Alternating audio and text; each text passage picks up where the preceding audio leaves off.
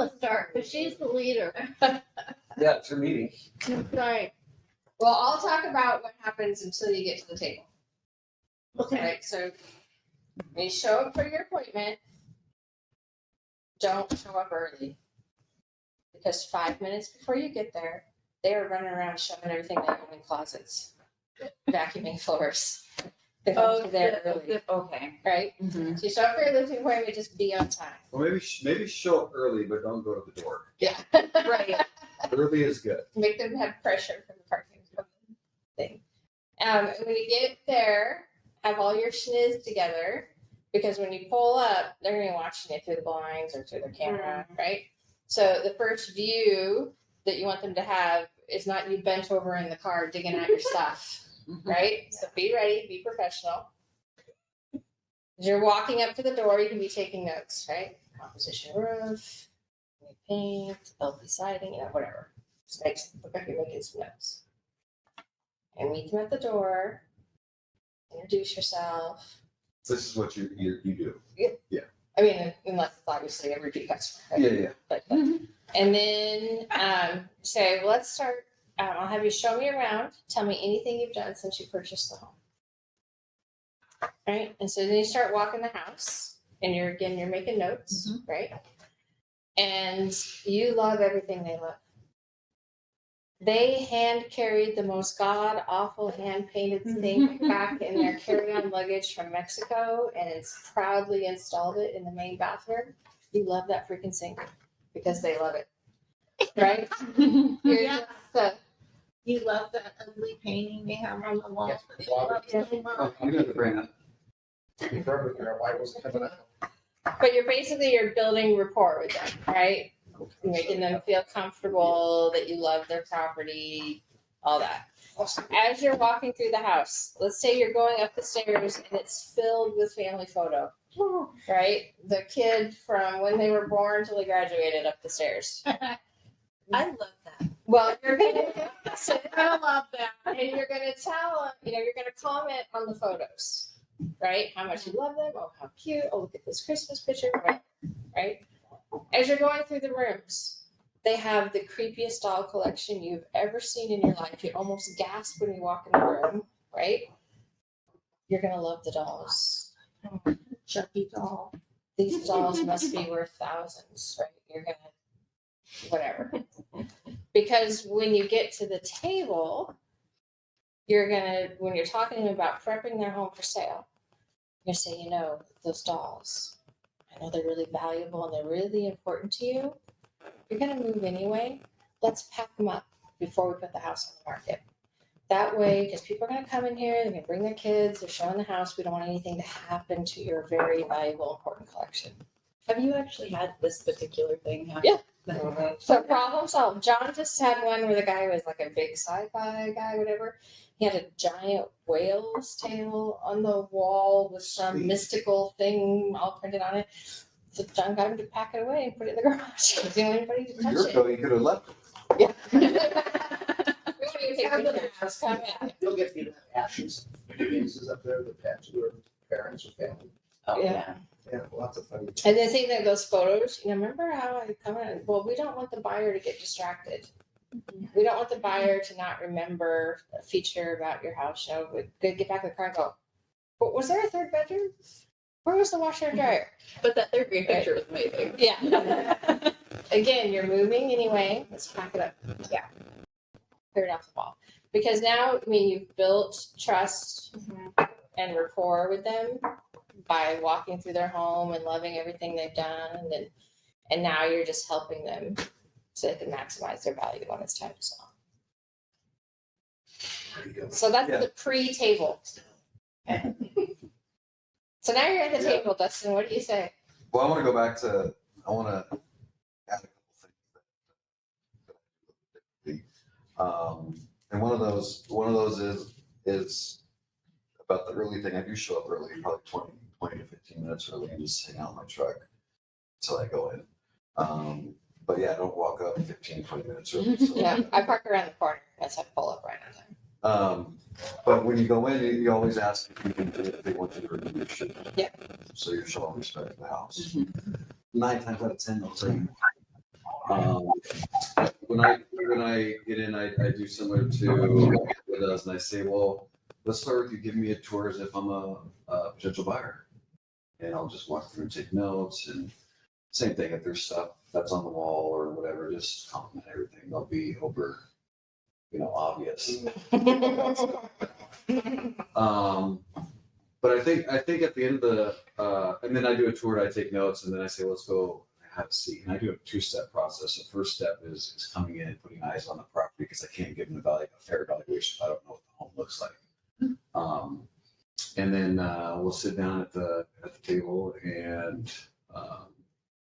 go through my seller questionnaire, and then an all about you form where I'm asking about, they have any kids, how old are your kids, do they have any dogs, what's the dog's name, what's the kid's name, just to break the ice and make it more of a relationship based appointment rather than a transaction based. Because at the end of the day, people want to work with people that they know, like, and trust, right? So you could also take it a step further before you even get there, do a little Facebook stalk and see if you can see that maybe like Harley Davidson motorcycles or whatever, and you can make little comments about stuff like that, so you can feel more of a connection. You know what I mean? But yeah, other than that, it's mostly conversation about timing and stuff like that, and then that only usually lasts 20 to 30 minutes, and then I come back. I'll tell them I'll come back in 24 to 48 hours and provide them with the market analysis, what I think her home's worth, what I think it'll sell for, a range of where it could sell for at the bottom end, at the high end, and then I'll also provide them with net proceeds with a walk. And I tell them I'll be back in 24 to 48 hours with that. That's like the drive in the neighborhood too, because they'll say, oh, great house with great park, the kids park just down the street, so you know where they live. Yeah. You compliment where they live. And that makes them feel like, well, that's just it. This is all about relationships. Yeah. They want to be your best friend. Know their neighborhood.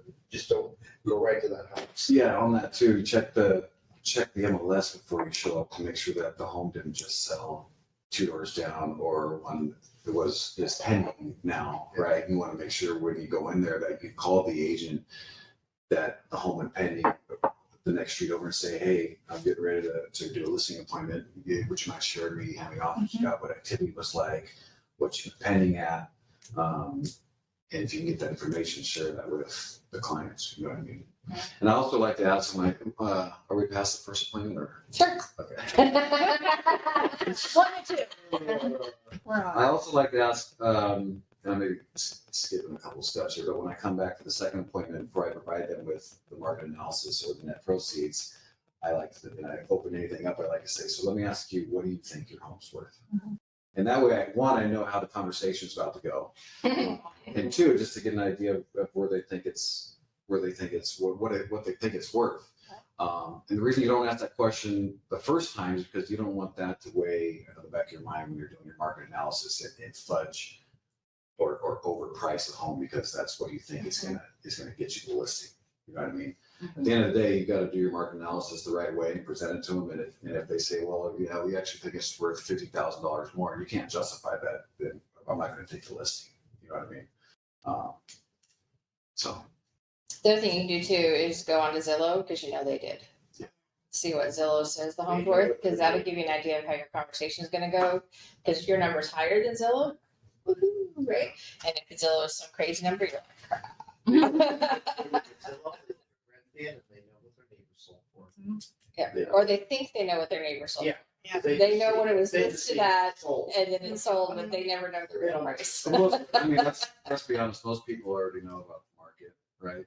For the most part, and having that conversation, setting the expectations. Yeah. The first appointment, the market's not like what it was a year ago. It's different now. Homes are sitting for 35 plus days on average. They're selling for negative 6.1% of their list price. So throwing these numbers at them and setting an expectation, so when you come back, you let them know this is what we think your home's worth. It's a little bit easier of a total swallow. What surprises me is how many agents don't donate proceeds. The client, I'm amazed with how people like do that. Or if they interview other agents, they go, no, they didn't present how much I could make. That's bottom line, one thing they wanna know. That's what they care about. Care about what yourself are, about what they get. Always make sure you do, and they go, sit down with Angela and say, this makes sense, this is When did you go over your commission aspect, the second or the first time? Second time, so yeah, when I show up the second time and I present with the market analysis and net proceeds and they say, yeah, it looks good, or we love it, or whatever the case may be, then I sign, start drafting up the paperwork, but I already have everything pre-filled out, so the listing agreement has their address, has their name, says my name, the office, all that, and it already has 6%. Okay. So when I present it to them, it's just, this is the listing agreement, this is you, this is me, this is the office, this is my commission. I need you to initial here on the second page, and then I need you to initial here, sign here, and that's it. There's no questions about this is what I charge. Is that okay? Or this is it. And I've maybe been asked maybe once if I would give a discount, and the answer is no discount. So No, I don't. Thanks for asking. Any other questions? Great, fine. pretty much. Sound out what? Yeah, most people don't ask. They really don't. If you've shown your value and you've given them all the information and they trust you, Yeah, if you walk in there like They just- like a boss, you know what I mean? Like this is all I do all day, every day. You know what I mean? Yeah. Like follow my lead. If you walk up timid and like you don't know what you're talking about, one, probably not want to work with you. Two, if they just want to save as much money as possible at the end of the day, then If also they are, that's it. and if you come with all the facts, you ruined it for every agent that comes behind you. If you know when they bought their house, how much they paid, how many square feet it is, anything you can find out, right? And you're just kind of dropping those facts as you're going along. They're shocked that how They want Yeah. an expert. how do you know what I paid for my house, whatever. This is public information that any realtor that comes to your house should know. I guarantee the guy behind you doesn't know because I didn't look it up. yeah, you should be printing out the MLS printout for when it sold last if there's one. Yeah. Yeah, have And the that. tax record. And reading that before you go in, sold for this much on this date, you know what I mean? Yeah, I see this was an estate when you bought it. I imagine it had a lot of deferred maintenance. Tell me what you've done since you bought it. Yeah. You're just peppering it into the conversation, Yeah. not just like hitting them with all these facts, right? But yeah, they're impressed. And like I said, if they're getting another presentation, now you ruined it for that guy. Ruined it. Because they're coming and they won't know that much about the house. Yeah, more often than not, they choose the first realtor that they meet with. Don't give them a reason to. Yeah, just shop around. Have somebody else do it. What about you, Nana? What do you take with you? I do. I just brought a little something because it it fills a big part of my presentation on listing. It also gives me, gives the client an idea of what they can expect from marketing. It's got some production information in here of myself. So I have 3 of these books. I have, they go back to the day one. So from my very first listing, my very first purchase, they're all in a book. So book got too heavy. So we started 2021 book, but I'll show it. I don't like to be looked at when I'm doing my presentations. So So you ask the client to turn around. Yeah. while you're talking. can you please hear something to look at? So I have a lot of visual materials, including an agenda. So I do the same thing you, Angela, and you do. That's Just it. But you go like this. easily. So I'm looking at this. So I have a sheet. I take a clipboard and I have a questionnaire, and I also have an agenda though. So I do the meet and greet, shoes on, shoes off kind of a thing. I ask where they like to sit. Mostly I direct them to the dining room table, but it's their suggestion. And then I pull out an agenda. So I have buyer's guide, seller guide, a book, production things, boards, presentation boards. I have a lot of tools because I work with a coach who requires us to have a lot of tools. But what happens is generally I bring out the agenda and I ask, where would you like to start on this? And it's probably 25 different things. And they look, first two things, tour of the house, how much for my home. So these are the kind of conversations that generally I come out with. So I don't like to be stared at. So I pull out a brochure. We should all look over here. Yeah, y'all stop me looking at me. Later, I find this out. Yeah.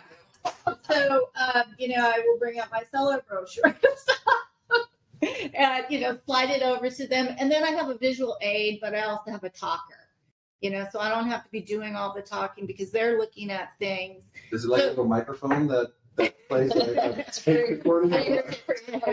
Fast forward to number 6. Yeah, I don't like that. Oh, yeah, the question, hold on. Click. So, pause that? So that generally gets people really starting to talk though, because now they're too like, oh, this is interesting. This is different. This is not what I'm used to.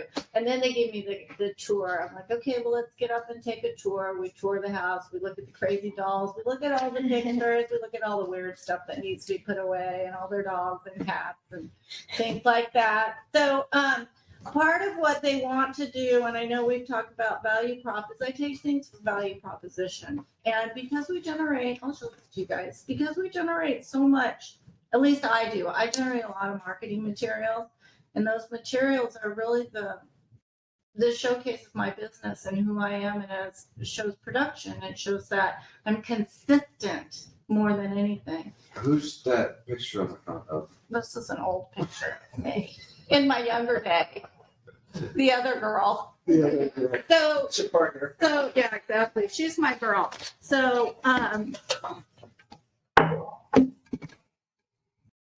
so this is one of my books, and I just include a little marketing material there. But the interesting thing for people is that they can, I'm not a high-end producer, but I do produce, and they can see my listings, the prices, the stats, average price and ratio. And that's all the way back to the beginning of my real estate career here. But it also has every sale that I've ever done, on market, off market. And I have this in my buyer's book too, so they can see I work. Then I include, They don't keep, do they keep this book? no, this is my book. But I include samples. So these are my marketing pieces. I don't really have to say much more about the quality of what I do because it's all here. And because I have, and then I put the listing and the success rate so they can see here what I'm doing. They can also see I'm just consistent. Everyone is consistent.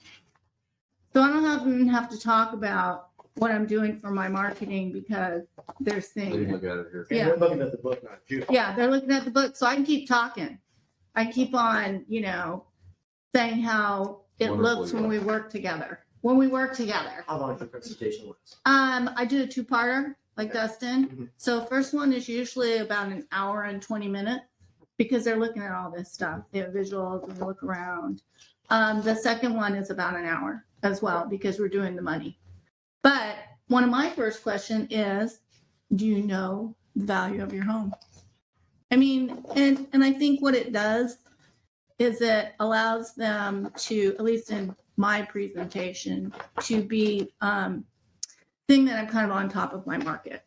Like, these are things that I do. This is the value that I provide for my clients. Not only is it a visual advertising, but there's also, the ability to sell. I show I can sell. I show I can get you more than your list price. I show that the presentation is going to be exactly the same. I'm glad you brought that up. I too, on my second appointment, before I provide them with the market analysis, I go through a presentation that I have on my laptop. Mhm. So it has slides, but it shows numbers and previous homes sold, my average sale price to list price ratio. I can share that with you guys if you want. Tweak it.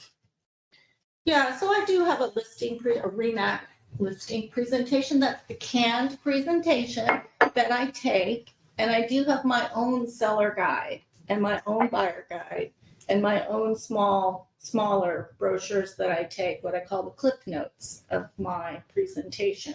So they just get a general idea of the value they get working with me. And like Angela said, I've already sometimes pulled the trio from title because I really want to see, and they're happy to give that to you. But I always go to Realist. I always Google Earth them, and I always look on Circle Marketing to see what's going on within quarter to a half mile, because that's all I really care about. So that's just part of it. But I just don't like to be looked at. I have to have tools. I won't. No, that's good there. And I do take all the paperwork filled out right at the beginning because I want people to read it. I say these are legal documents. When you're signing, you probably will not read these, but if you Read have, them now. have some time, read these now. Yeah, I do that for my buyer presentation. I don't do that for listing though. That's interesting. That's good. For a newer agent, as far as being able to create a presentation that has numbers and you don't have personal numbers, what would you suggest to fill that same kind of space? Like, Use office numbers. okay. This is what my office has sold in the last year, 2 years, whatever. Yep. This is my office. This is what we. I have all usually- this support behind me. This is my No, office. I would just say my office. Yeah. Yeah. Yep. And then if someone asks you how many years you've been in the business, if it's 2 years, you say, if it's 1 year, a little over 1 year, you say I'm in my second. Yeah, you are, technically. Yep. But also to use your other experiences, like if you were in customer service, or you were in, Customer service for the last 10 years. because that's really what it is. Because I had that when I first started. 20 years of retail. And people go, gee, you've probably been in this for years because I was older. So I've been in the customer service industry for 20-some years. I go, wow. You know, so, yeah, I just started 2 months before. Nice. Yeah. And I think if you work your database correctly and you start getting referrals, if your friend or family member is referring you to someone they know, that the trust part factor is already there. Yeah. So You don't get that question as yeah, much. exactly. So it's almost like a given. You just got to go in there and show them what their home's worth and show them what they're going to get working with you.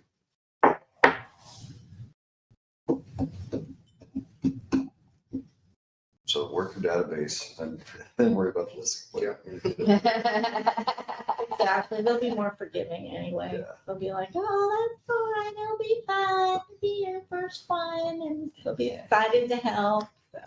Yeah, it's interesting. I see people in my sphere of influence all the time that they got my letter and my announcement and they're like, so, do you have a house for sale yet?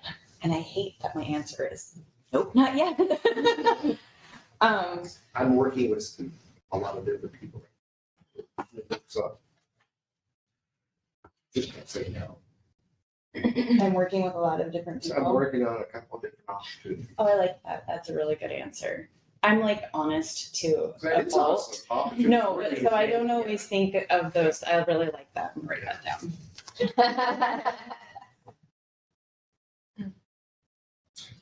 Yeah. Don't quit looking at me. We'll get Jill this Saturday. Oh, I was around the corner. Congratulations, by the way. Thank you. Yeah, thanks, Brian. All right. Hey, But that's the Oh, I just partnership put it thing out too. That's the partnership thing too, is that Brian had a great listing, and what he had on the listing and what I saw on the listing is those were things that I could capitalize when I was talking to people at the open house. So, it's when you are doing an open house with another agent, it's really good to create a rapport and to really know that house almost better than they know it. Yeah. Because those buyers are coming in expecting you when you're standing there at an open house to know everything about that house, even if you just rolled up. she had been to the house before we even did the open. Yeah, even if you do an open house, if someone else is listening that you don't even know, you should be printing out the listing paperwork and going over the square footage and how many bedrooms, bathrooms, just is on septic and all that stuff. So that when people ask, you can spit out the answer, you know what I mean? Because likely they don't have an agent they're working with, you know, a lot of times. And if you don't know what you're talking about, you're stumbling your words, they're not going to want to work with you. Right. It is truly a factor there. And I even go and preview the house yourself before you go, so you know what quirks and things are about the house and the property and the neighborhood. Because we only get that one little picture. Who knows what's to the left or the right? I think just that level of confidence and knowing your business, knowing your details, knowing the house when you go to present to people. You know, and people can feel that. You know, you walk in the door, you're a little timid, a little shy. You know, you can know the numbers, know the facts, but it's just, you just have to come across it. You know, you're the expert. You know, and that's why you're there. Yeah, it's not like you're going to Best Buy to buy a TV. You know, it's a pretty big deal. People like want to work with somebody that seems confident. They know what they're talking about. Somebody asked me the other day on Sunday, they go, "Oh my God, you must just specialize in lake property listings." Sure, do you have one you'd like to sell? Yeah. Absolutely. I think the last lake I had was 10 years ago. You know, but it's just a level of confidence in your presentation, how you talk to people. Absolutely, I can help you, or you live inside your house or lake.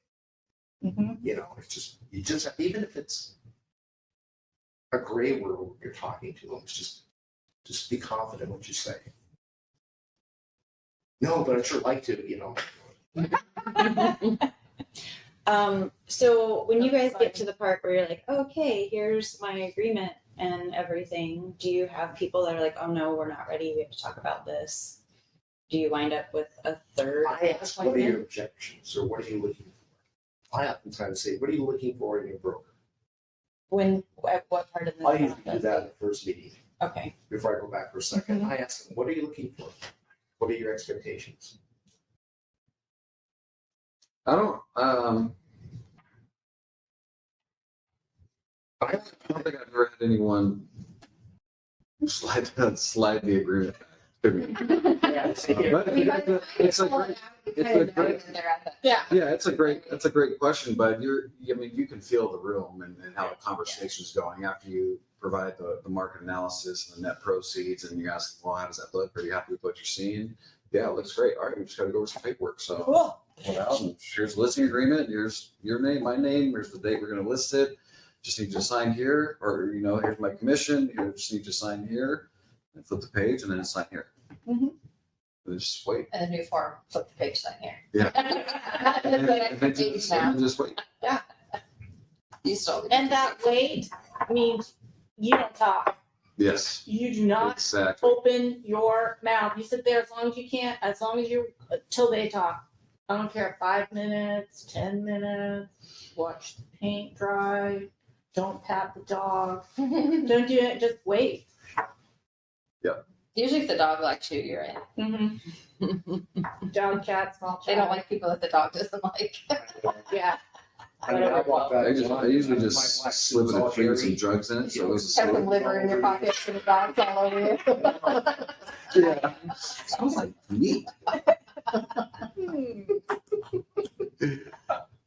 Then do you have them just fill out the other paperwork you need then in there too, or say send that, or how do you do that? Like the Form 17 and stuff. No, if they sign a listing agreement, then I'd say, okay, here's a Form 17. This is some homework for you. I don't need it right now. I just need it before we go on the market. So I need you to fill out every page. Don't miss a box. Don't miss an initial. Sign it back. If you hit yes on anything that has an asterisk, I need you to provide more info on page 5. Yep. And then do a law of agency every time, whether you're working with a buyer or a seller, you're always doing a law of agency. And I bring a 22K and I bring a FERPTA. Yep. Already have everything pre-filled out. This is the utilities addendum. What's your power company? What's your gas company? So on And most of that fill you it out. know in advance anyway. Yeah. And then have an initial, and then FERPTA, have it already filled out. And this is basically saying you're not illegal.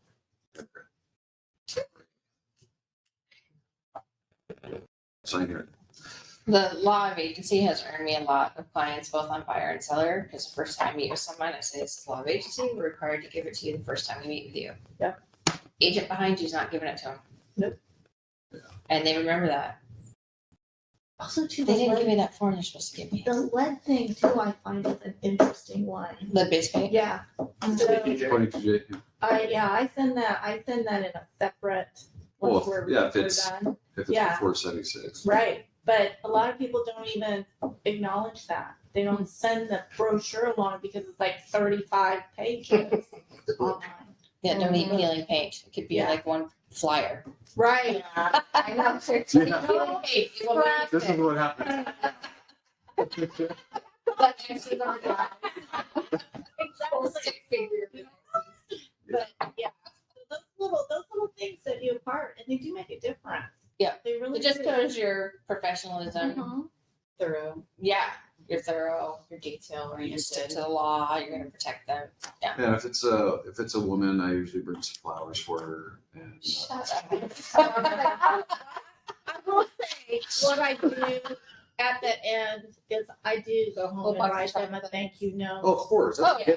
But, well, that's given for you and me, Yeah. but how many people don't? Because I've had people go, show me the card when I come on the appointment. And in the handwritten note, it's, hey, thank you so much for meeting with me. I look forward to working with you. Not anything else. I'm already assuming I'm getting this list. Yeah, Oh, that's something you would always Language talk is in either the way. scripted language. That's You- right, You already have the job. yeah.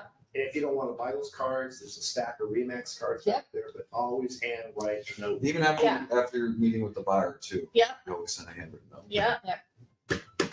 Those little things like that make. a No one else huge- is doing that. They make it That's stand right. out. It's just No like one the else. cards that you do, it's just the little special things that are not done these days because of all easy, quick email or I'll send you a text, but there is nothing better than getting a Transaction card in brokers. the mail. And do it that day. Transaction based. Yeah, Yeah. exactly. I mean, I save every card that I get because it's like, oh my gosh, if I'm having a bad day, I'll pull out my card. Look, it's so nice. Nice. If they don't have eyes for back. People love me. I I sent you a text, thank you for the glass of wine. That was good. I thought you Yeah. were- Yeah. Text with a glass of wine on it. Is that what you said? Yeah. I bought a glass of wine. You sent them a what? The excitement. I sent her a thing, thank you for a little glass of wine, so I have a bad day. And she said, yeah, it's just, Mhm. whether it's a client or whatever, it's just the best thing to do. People. Yeah. It's that relationship building. I mean, that's what this is. So that's what the It's business is all all about. Yeah, if you don't have any clients or very many clients, you need to just dive into your database, make calls on a weekly basis, write notes, do pop buys, have coffees with people, and just get people to continue to trust you and like you. So phone calls. Phone calls has been a hard thing for me to do. I'm fine getting people to have coffee, man, I face-to-face interaction. And so that's something that people already know about me. And so it doesn't feel strange for me to say, let's do coffee or let's do lunch or I miss you. Like, let's catch up. But a lot of people don't phone call anymore. There's Sure. a very, very small part of my sphere of influence that we like to talk on. Yeah. And so I feel like a phone call feels salesy and That's not limited belief. not like. But you can also embrace it. Hey, I'm calling you with my realtor hat Make a purpose on. for You know, Yeah, Yeah. exactly. Okay. Just it's important to me that you protect your investment. Let me tell you what's going on in the market so you can make the best decision with your money. Okay. I mean, it's your job. it's the call should just be whenever you call people, it's just, hey, I just wanted to call and check in and say hi, see how you're doing. Hope all's going well. Saw little Johnny had his first T-ball game. Hope that went well. I'm sure he did great. If you ever need anything, feel free to give me a call. Oh, hey, by the way, if you know of anyone looking to buy or sell a home, please send them my way. And say that if they answer, and if they don't, say that exact same thing in a voicemail. Mhm. And then go to the next one. Say Yeah, I'm curious to know who among your family and friends is going to be the next one to make a move. yeah. Because they can't I can answer no tell to you. that. Okay. you know, I mean, like, because if you say, do you know anybody that's ready to move? No. But you have to also be consistent, and you have to time block your time. So if you need to make calls, you need to write notes, you need to do pop-bys. So you need to go into your calendar, and it needs to be Tuesday from 11 o'clock to 1 o'clock. I'm going to spend 2 hours in the office, my door closed, and I'm going to hammer out 10 calls and 10 notes to my database. And then on Wednesday, I'm going to do pop-bys from 1 o'clock to 3 o'clock, and that's all I'm doing. If Jenny calls me the day before and says, hey, let's grab coffee or a beer tomorrow from 1 to 3, between 1 and 3, sorry, can't do it. I have an appointment.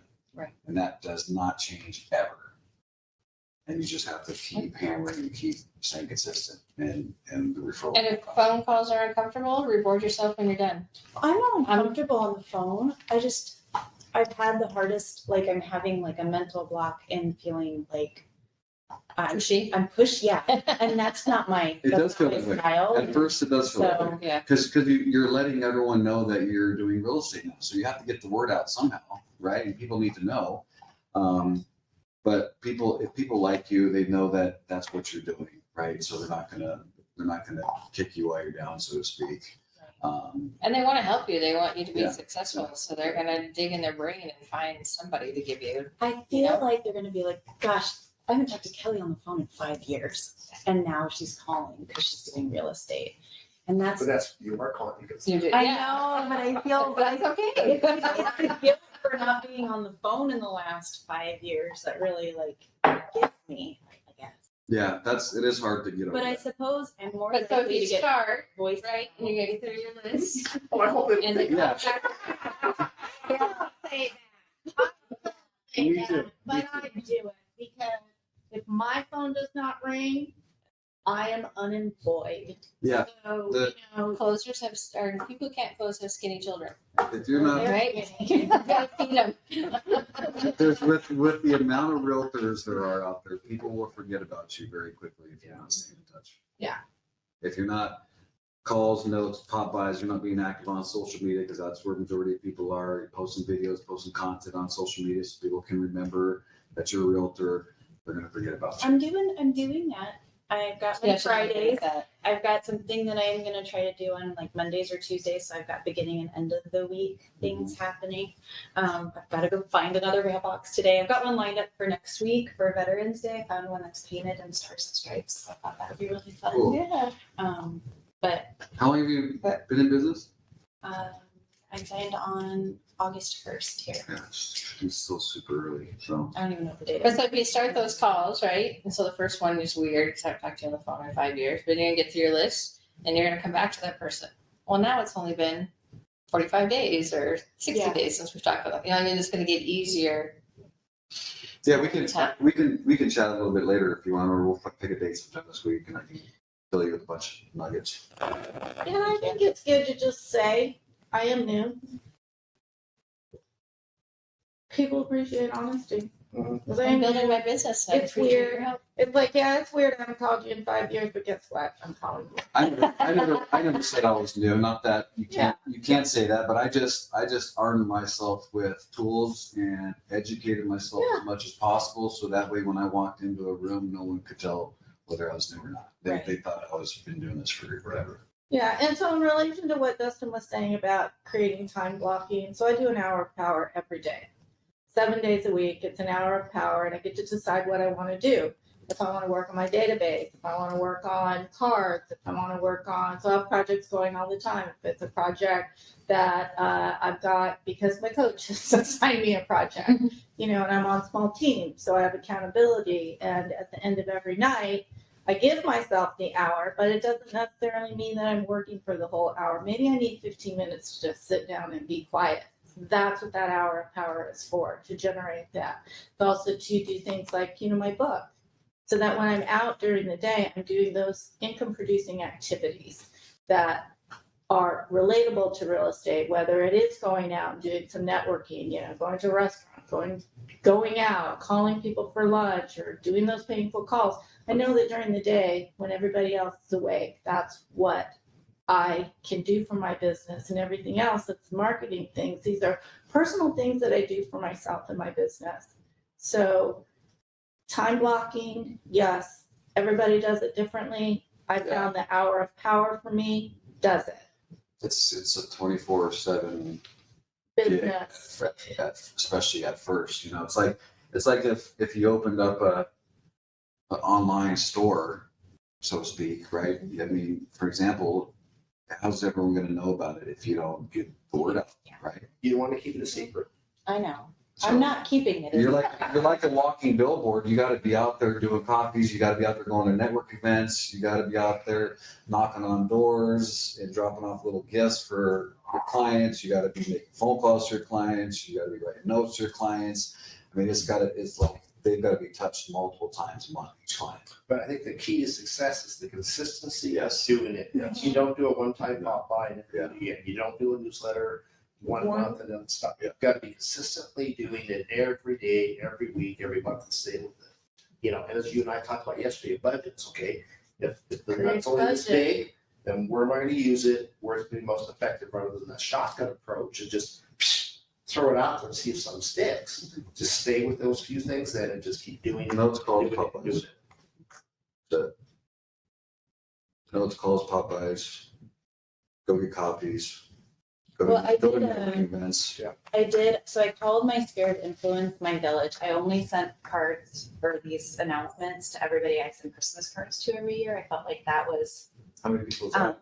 75. One passed away and one has moved and I don't have an address. So I have 73.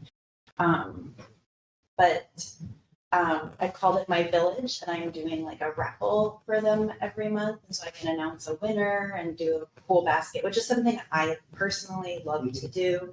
And it gives me a chance to go do like a really like a bigger value pop by for one person every month. And I also got to support the small business down the street. So I went and shopped Kate's gift shop Yeah. for Cool. my basket. And that's what I'm going to do at my beginning of the week. Social media is going to be like small businesses that I really love in the area and just Yeah.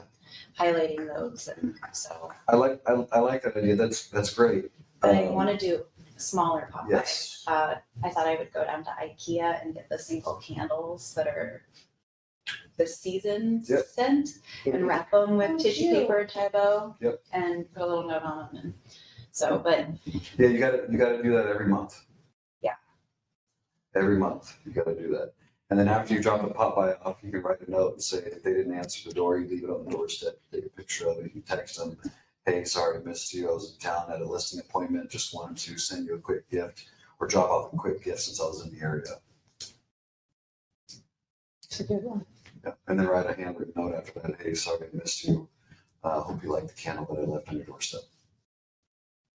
You gotta be consistent every single time, you gotta do that, you gotta go the extra mile.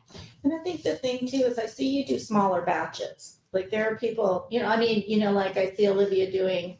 $6 max. Yeah, and then smaller quantities too, like some No. people are like, no, I mean in terms of, I never see like 50 things No, sitting no, in no. there. Yeah, I do like 25. I do 15 a month. there you go. 15, okay, and I do 25. See, It's and usually to A plus or A minus rank clients. so And 15 that's how I, 15 is easy to do. I've seen other people want to do like 50, 75, 100. I'm like, forget that. I can't even think that far. That's so many You know, orders. that's just, ugh, you're on over sounds horrible. extend yourself. Well, yeah, how much time do you need to do all that too? And it's not So- that money. It's Yeah, and I only not the do, amount, how much you spend either. I only do Popeyes 2 days a week and it's for 2 hours each day. There you So, go. I do like 7 each day. Or maybe five on each day, and then throughout the week when I'm in an area, I'll drop one off.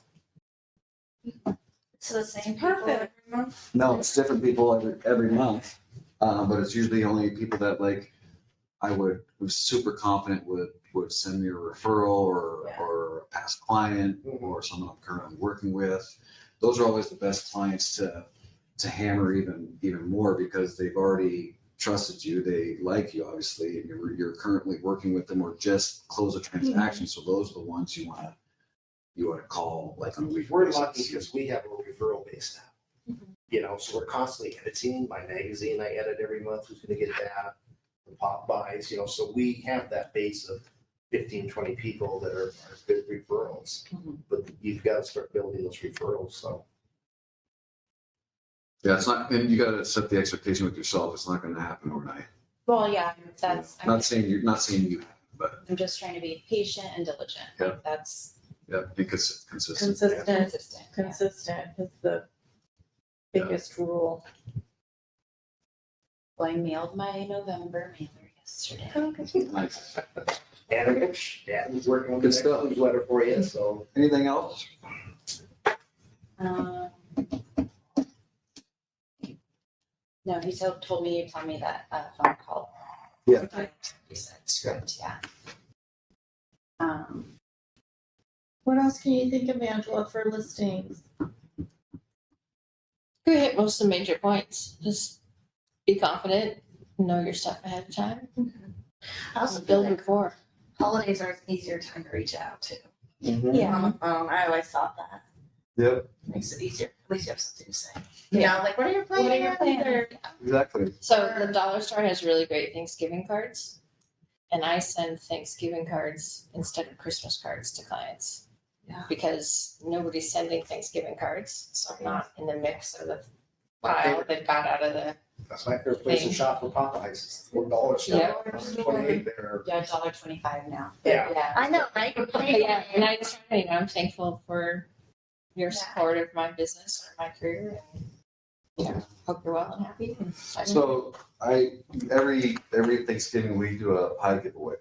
yeah, I've done So that we before. we make a little pie giveaway flyer and mail it out, and email it out, and then ask people whether they want pumpkin pie or apple pie, and we pick them up from Costco and have them come pick them up here at the office, and we shake hands, kiss babies, take pictures. We've even gone as far as having some wine and some beverages, some snacks. So it was kind of like a little party. They Customer pick up their pie. appreciation party with pie. That's Pretty affordable too at Costco. $6 Yeah. for Oh my God, yeah. and Pie $10 for the apple. Big. I'll let you get pumpkin. Just kidding. Yeah, and I make little, That's right. I make Yeah, little pumpkin tags that say and that, they're pumpkin. from me, and I put it over the price sticker. Yeah. They all know it. Nope. Right on top of this. Yeah. Is it getting hot? I love it. It's fun, Cool. you guys. Cool. Thanks for sharing it. Yeah, guys. Yeah, that's good. Tell everybody at the. I hope And don't be afraid if you ever get a listing to take one of Take us someone. with you. Yeah. Rates go up 3/4%. Absolutely. So you meet people that's. Hope you're leaving inspired and not overwhelmed. No, this is good. It's a lot. It's like you do yours with a computer presentation. Just set them over. You're a lot of like She's more physical. And we can say buy all that for people. On paper. Yeah, hers is on paper, mine's on a You know, start to say. tablet. But